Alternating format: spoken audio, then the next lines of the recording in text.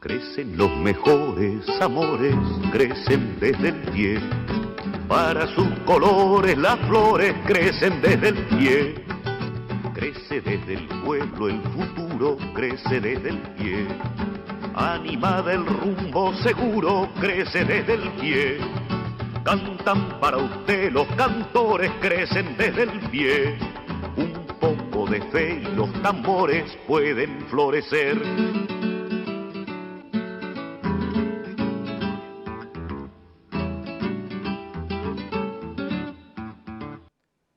¿Qué tal? ¿Cómo les va? Muy bienvenidos y bienvenidas a una nueva edición de Desde el Pie, en donde por ahora el contexto así lo amerita. Seguimos de esta manera con Marcelo Nocetti, que se va a reincorporar, digamos, sus funciones habituales muy próximamente, pero por ahora seguimos de esta manera y seguimos entrevistando a la distancia, haciendo uso de la tecnología en estos casos. Y antes de meternos en lo que hace al tema del día de hoy, quería hacer mención que este programa que se está viendo hoy sábado a la tarde fue grabado efectivamente el jueves pasado, y esto lo digo porque hay una situación en relación con la Federación de Aceiteros y Desmotadores de la República Argentina que expresaron a través de un comunicado la situación en la cual se encuentran, porque bueno, han titulado a este comunicado que salió publicado en las redes de la Federación Aceitera, le han puesto de título Pandemia 10, Paritaria 0, porque lo que vienen denunciando es que se venció el plazo estipulado para revisar la discusión salarial. Venció en el mes de agosto, eso que formaba parte del acuerdo firmado el pasado 30 de abril. Esto, entonces, hecha esta aclaración, lo que transmiten desde la Federación Aceitera es que han presentado la denuncia del vencimiento de este acuerdo y que hasta ahora las cámaras, Ciara, CIABEC y Carbio, bueno, pareciera que pretenden desconocer el derecho al salario mínimo vital y móvil porque no han presentado, no se han presentado en esta discusión. Veremos cómo sigue el tema, pero bueno, no queríamos obviamente dejar pasar esta oportunidad para comentar esta cuestión puntual. Y ahora sí, para meternos y ir presentando el tema que tiene que ver con el día de hoy, pensábamos que desde el inicio de la pandemia se vienen planteando distintas cuestiones, figuras, análisis alrededor justamente de la pandemia, con esta cuestión de que el tiempo parece que ha sido suspendido, parece que ha sido quebrado, fragmentado, se habla de un tiempo detenido, digo, otro tanto pareciera pasar con el espacio, ¿no? Entonces tiempo y espacio ya no funcionan de la manera en la que los conocíamos. No quiero hablar de nueva normalidad, vieja normalidad, porque no estoy totalmente de acuerdo con esos conceptos, pero sí definitivamente que se ha trastocado el tiempo y el espacio. Y esto lo digo porque nosotros venimos cubriendo temas que tienen que ver, obviamente, con la emergencia sanitaria, con la situación de la pandemia en nuestra ciudad, pero también en el país y en la región. Por eso en el programa pasado hablábamos desde Venezuela, enganchamos al sociólogo Marco Teruggi. Y hoy nos parecía interesante salir un poquito, ¿no? Digo, no hablar de la pandemia, pero sí hablar en la pandemia, porque obviamente es el escenario que lo atraviesa todo. Pero en el día de hoy nos interesaba retomar algo de lo cual nunca nos fuimos. Hace algunos programas atrás entrevistamos a Norma Ríos de APDH, digo, con un tema vinculado a derechos humanos. Hace otros programas también veníamos hablando de cuestiones que tienen que ver con la cultura, con el arte, con la música, también con el teatro. Y el programa de hoy tiene un poco que ver con todo esto, con los derechos humanos, con la búsqueda de identidad, pero también con el arte, con el teatro, con la escena artística y el hecho artístico, vinculando, como decía, con el tema de derechos humanos. Así que si les parece, ya presentamos a quienes hacen posible que este programa salga al aire y hacemos entonces sí la entrevista con nuestra invitada de hoy. Dale. Sindicato de Obreros y Empleados Aceiteros de Rosario. Federación de Trabajadores Aceiteros y Desmotadores del Algodón de la República Argentina. OSIAT Salud, obra social para el personal de la industria aceitera desmotadora y afines de la República Argentina.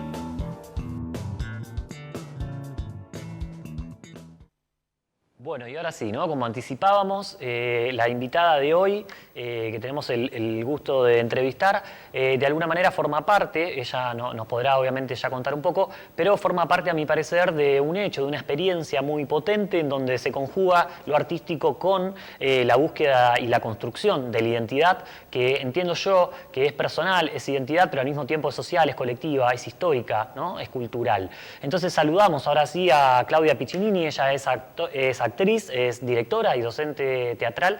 ¿Cómo estás, Claudia?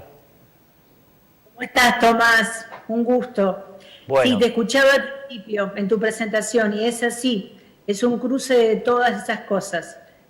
Tiene que ver, digamos, con los derechos humanos y cómo el arte ha podido trabajar a partir de sus herramientas para poder contribuir a ellos. Así que sí, perfecto. Bien. Bueno, me alegro más o menos de haber acertado. Estamos hablando con Claudia Piccinini, que ella integra, no lo dijimos hasta ahora, pero para quienes no sepan, Teatro por la Identidad Rosario, que podríamos decir está de festejo, está cumpliendo 15 años esta experiencia en nuestra ciudad.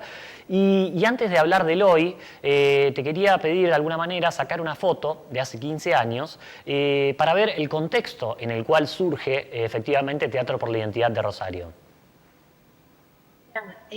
Teatro por la Identidad surge en principio porque en el año aproximadamente 2004 pude ver una obra de teatro en el sur, en San Martín de los Andes, donde una obra, digamos, me conmovió muchísimo por lo que estaba contando, ¿no? Tenía que ver con alguien que hablaba de su propio nombre.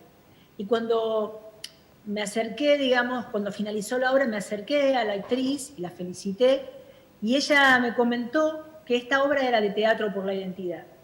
Me comentó que esto tenía que ver justamente con muchos actores y actrices y gente de teatro que, digamos, quería ayudar a las abuelas de Plaza de Mayo en la recuperación de sus nietas y nietos apropiados en la última dictadura, y le ofrecieron lo que ellos y ellas sabían hacer, que era lo teatral. Entonces, a partir de ahí se empezaron a hacer una serie de obras, empezaron a visitar todo el país, y ahí me encontraron a mí como espectadora y pensé qué interesante sería que eso se replicara en Rosario. Así que ahí mismo me vine, digamos, me comuniqué con la gente de abuelas acá en Rosario y tuve la suerte de conocer a Darwinia Galiquio, que fue la abuela fundadora en Rosario, porque estaba buscando una nieta, que por suerte luego la encontró, ¿no? Uh-huh. Y ella me comunicó con Iván Fina, que también es uno de los representantes de abuela, alguien que tenía los papás desaparecidos y estaba buscando a su hermana o hermano. Así que ahí nomás me conecté con actores, actrices de mi ciudad y armamos algo que no llegó a ser una obra de teatro, sino más bien una intervención teatral. Nos acompañaron muchas músicas y músicos de Rosario en el Centro de Expresiones Contemporáneas. Fue en el año 2006, ya hace mucho tiempo, pero justamente para este evento lo estuve recordando y es un recuerdo muy lindo, porque si bien fue algo pequeño, íntimo, ya tenía la fuerza de lo que sería después, porque ya, digamos, mucha gente ayudó, estuvo de manera desinteresada, solamente con el afán y el objetivo de ayudar a abuelas, ¿verdad? Así que, bueno, eso fue en el 2006, mediados de octubre, porque siempre es en octubre, porque es el mes de la identidad, es el mes en donde se constituyeron en el año 1977 Abuelas de Plaza de Mayo, ¿verdad? Entonces, ese encuentro constó de una lectura, siempre en Teatro por la Identidad se empieza contando un testimonio del archivo biográfico, ¿no? Que el archivo biográfico es algo que construyeron las abuelas, que tiene que ver con información de la persona, de cada uno de los padres, de esa persona que está buscando su identidad, tiene que ver con fotos, tiene que ver con objetos, cartas, que ellas van recolectando con el fin de cuando encuentran a ese nieto o nieta, se lo entregan, ¿no? Claro. Leía justamente, hoy estaba leyendo que desde el Ministerio del Interior se está trabajando con abuelas de Plaza de Mayo porque intenta digitalizar ese archivo biográfico. Claro, que, no se pierda. El trabajo, digo, en sí del armado de todos esos archivos biográficos, la verdad que es un trabajo muy arduo, es algo muy loable que entiendo que lleva muchísimo tiempo, energía, coordinación y demás, y me parece que está buenísimo cómo vas contando, ¿no? Esto de cómo eso entra en el plano, en el terreno artístico. Y quería preguntarte cómo es que empezaron trabajando con las escuelas, cómo se empezó a dar eso, porque me interesa particularmente esta cuestión de la educación formal y la no formal, ¿no? Digo claramente, pero sí cómo el teatro en este caso y el arte en su sentido más grande, más amplio, puede servir como vehículo para tocar temas que muchas veces parecieran que, bueno, es algo lejano, ¿no? Digo, pensando en las nuevas generaciones. Sin embargo, hay debates que no están saldados, hay deudas pendientes, hay búsquedas y hay temas que son realmente necesarios y urgentes. Digo, ¿cómo funciona en ese plano? Ya, es un tema justamente muy especial porque es a partir del Museo de la Memoria. Yo hace unos años trabajo en el Museo de la Memoria en el Departamento de Educación y eso nos dio la posibilidad de ampliar, digamos, a quién iba dirigido Teatro por la Identidad, porque el Museo de la Memoria hace mucho tiempo que trabaja con escuelas. Entonces, teníamos la posibilidad de tener esos contactos con las y los docentes y ofrecer este trabajo. Entonces, fue en el cruce del Museo de la Memoria con Abuelas de Plaza de Mayo que se pudo dar este proyecto. Y la verdad que justamente hoy a la tarde cuando hablaba con un grupo de residentes que yo te contaba anteriormente y les contaba un montón de anécdotas que tenemos en todos estos años en trabajo con escuelas, es maravilloso ver eso justamente que vos decís. Primero que la cuestión de la identidad tiene que ver con esta búsqueda de abuelas, pero tiene que ver también en forma amplia, qué es la identidad para cada uno. Y en eso siempre tenés la posibilidad de ligarlo con todo aquel que lo ve. Y principalmente para el público que tiene que ver con los alumnos, las alumnas, con gente que quizás de otra manera no vería teatro, no vería arte, ¿no? Y también la posibilidad, como vos dijiste, de poder apropiarse de algo que de otra manera le resulta lejano, desconocido, y también algo muy trágico, ¿no? Porque si vos te pones a pensar, es algo que tiene que ver con muertes, con desapariciones. En cambio, a partir del lenguaje teatral, puede aparecer hasta el humor negro en eso para poder contar algunas cosas. Ejemplo de eso es Payasos por la Identidad, que fue una obra, digamos, que se trabajó muchísimo, más que nada en las escuelas, pero también con distintos públicos, en donde a partir de lo que es el clown, se contaba una historia de apropiación, y sin embargo la gente podía entretenerse, divertirse, pensar, reflexionar. Entonces, sí, la cuestión teatral en las escuelas es una herramienta fundamental. Y también porque nosotros trabajamos en un diálogo o un debate posterior a la obra, siempre que se hace. Entonces ahí tenés un tiempo que podés, los actores pueden hablar con el público, contarle por qué hicieron eso, por qué eso tiene que ver con la identidad, cómo la piensan. Y los chicos, las chicas, los docentes pueden preguntar.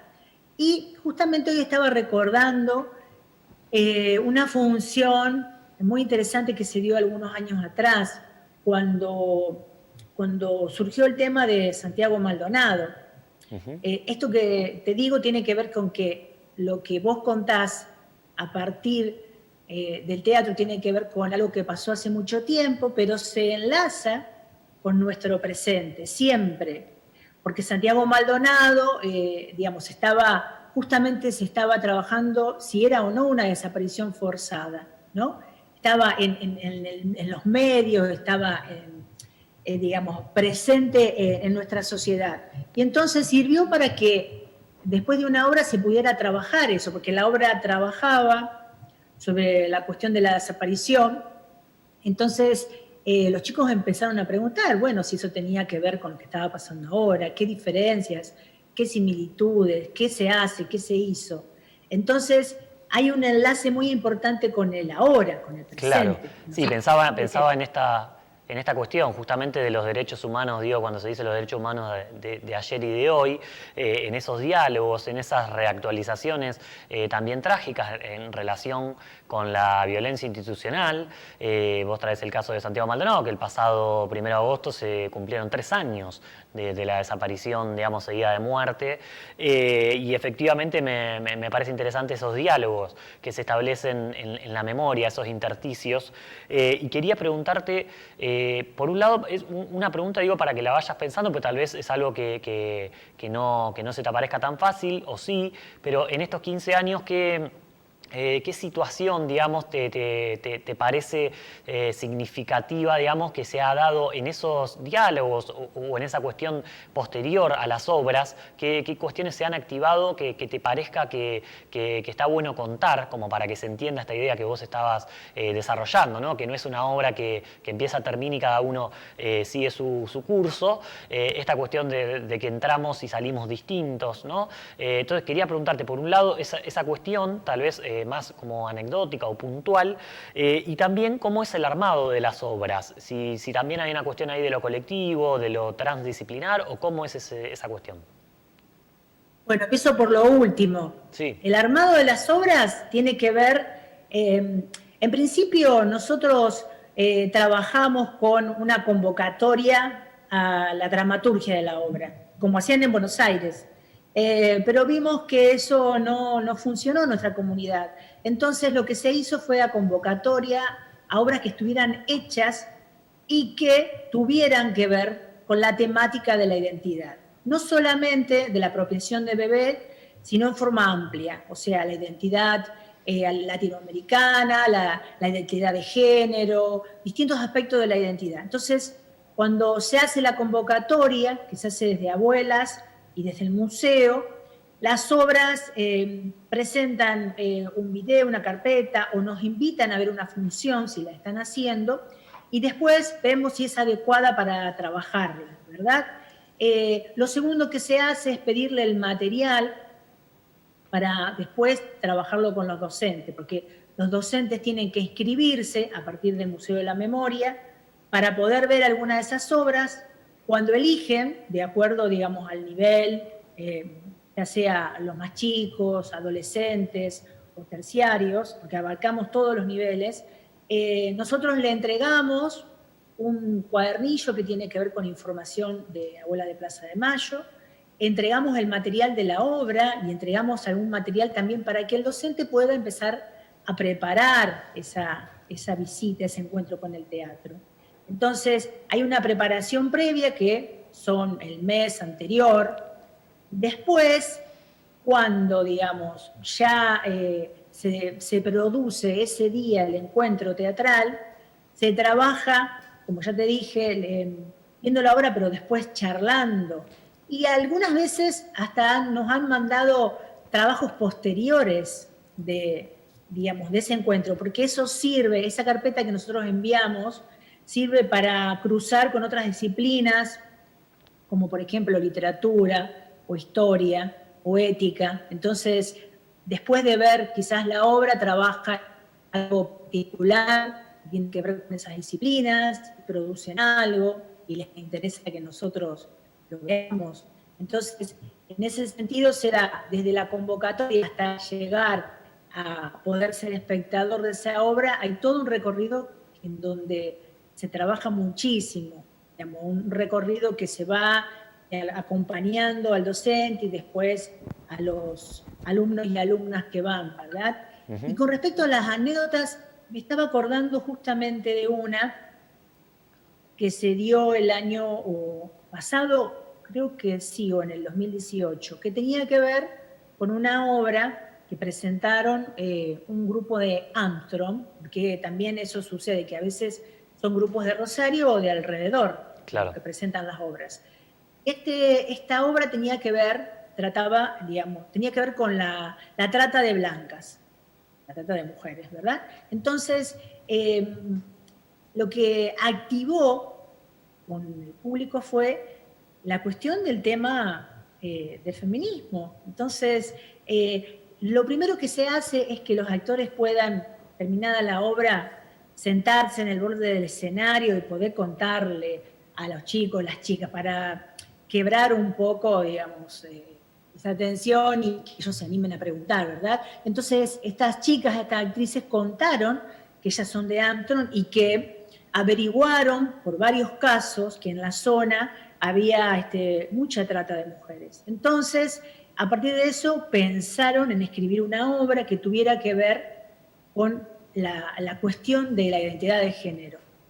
Y la escribieron y la actuaron, ¿verdad? Le contaron eso a los chicos y las chicas fueron preguntando y se armó, digamos, una discusión muy linda porque por ahí las distintas posiciones que no tenía que ver solamente con los hombres y las mujeres, sino, digamos, el machismo puede estar en una mujer también, un hombre puede ser defensor también de eso, y cómo se contribuye desde lo social a marcarlo, ¿no? Entonces, esa es una anécdota que me parece muy interesante porque justamente tiene que ver con lo que nos atraviesa a todos, pero fundamentalmente a los chicos y las chicas hoy. Está claro. Está claro. Yo quería preguntarte también, digo, podríamos partir de la base de que todo arte es político, pero sí tal vez cómo se podría, digamos, encuadrar o caracterizar, digo, ya fuiste contando obviamente un montón, pero sí tiene que ver con, no sé, algunas técnicas del teatro del oprimido, digo, si podría eso caracterizarse como teatro político, como arte popular, digo, ¿cómo lo podríamos...? Ya, un poco de todo eso, pero por suerte ya las cosas no están tan encasilladas, porque lo que te conté antes tiene que ver con una obra, una técnica de clown. El clown es algo que siempre se usó de otra manera y sin embargo ahora, digamos, se está utilizando mucho en términos políticos, digamos, porque estos chicos, esta gente que son payaso por la identidad, decidió trabajar una obra que estaba escrita, era una obra escrita de Buenos Aires, y ellos la pusieron en puesta, ¿verdad? En lo que ellos sabían, porque es todo un grupo de actores y actrices, María Franchi, César Artero, María Kaila, Miguel Franchi, todos trabajan hace muchísimo tiempo en el teatro, y más que nada en esta técnica, ¿verdad? Entonces, decidieron apostar políticamente, pero vos me decís, no es teatro del oprimido, no es un teatro que se considere político, lo clownesco, sin embargo se puede utilizar. Claro. Entonces hay muchas técnicas, hay gente que trabajó desde la danza o del teatro danza, hay gente que trabajó con un teatro más bresquiano que tiene que ver con denuncias, o sea, se van mezclando, los actores y actrices van eligiendo diferentes géneros y estamos viendo que todos pueden apuntar hacia ese mensaje. Está porque claro. Nosotros pensamos que esas obras, que toda obra de teatro o todo arte, como vos decías, es político, tiene un mensaje. Por más que no sea explícito o partidario, lo tiene, dice algo, tiene una posición. Está buenísimo. Entonces, digamos, obviamente, digamos que si alguien, un grupo de teatro, se dirige a Teatro por la Identidad y quiere presentar su obra, ya hay una decisión en eso que está contando, ¿no? Y hay todo un marco que lo contiene. Entonces, algunas técnicas son mejores que otras para hacerlo, ¿no? Pero por suerte, digamos, no son exclusivas solamente. Bien. En lo que tiene que ver... Sí, no, perdón, tiene que ver con eso, decís. Claro, por ejemplo, hemos presentado murgas, hemos presentado, a ver qué te diría, teatro de títeres, claro. Muchas cosas. Sí, está bueno el diálogo, digo, de las distintas disciplinas, de los distintos géneros, digamos, con algunas, obviamente, directrices, como vos decís, quien se contacta con ustedes, que ahora te vamos a preguntar cómo hacer para contactarse. Quedan pocos minutos del programa y a mí me gustaba preguntarte también esta cuestión. Digo, yo empecé dando justamente el marco, recién dijiste el marco que contiene, y bueno, es imposible escaparle al tema. El marco que nos contiene hoy es esta situación pandémica. Entonces, yo empecé diciendo esta cuestión, ¿no?, del tiempo y el espacio suspendido, quebrado, fragmentado. Sin embargo, la búsqueda de la identidad y la construcción de la identidad, como decía al principio, no solo personal, sino también social, histórica y cultural, continúa. Entonces, ¿de qué manera, preguntarte brevemente, de qué manera se pueden contactar con ustedes y de qué manera continúa esto en este marco, saludando, aprovecho, por estos 15 años de trabajo? Bueno, mira, nosotros estamos trabajando en las redes, estamos trabajando en Instagram y en Facebook y en también lo que es la página de abuelas, la fanpage, pero y lo que hicimos es una campaña que tiene que ver con saludarnos.